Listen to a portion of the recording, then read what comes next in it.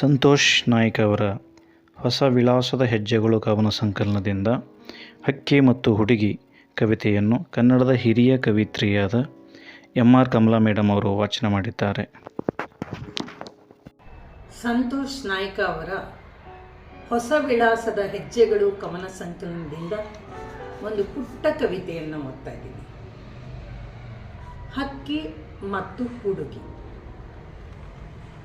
ಒಂದು ಸುಂದರ ಸಂಜೆ ದೂರದಲ್ಲಿ ಹಕ್ಕಿ ಕೂಗುತ್ತಿತ್ತು. ಒಂದು ಸುಂದರ ಸಂಜೆ ದೂರದಲ್ಲಿ ಹಕ್ಕಿ ಕೂಗುತ್ತಿತ್ತು.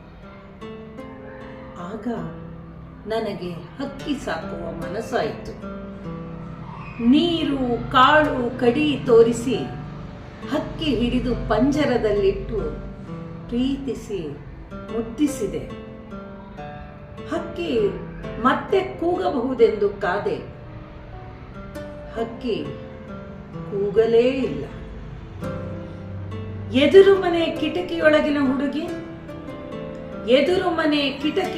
ಹುಡುಗಿ ವಿಮಾನ ದಿಟ್ಟಿಸುವುದನ್ನು ನೋಡಿ ಪಂಜರದ ಹಕ್ಕಿಯನ್ನು ಹೊರಬಿಟ್ಟೆ.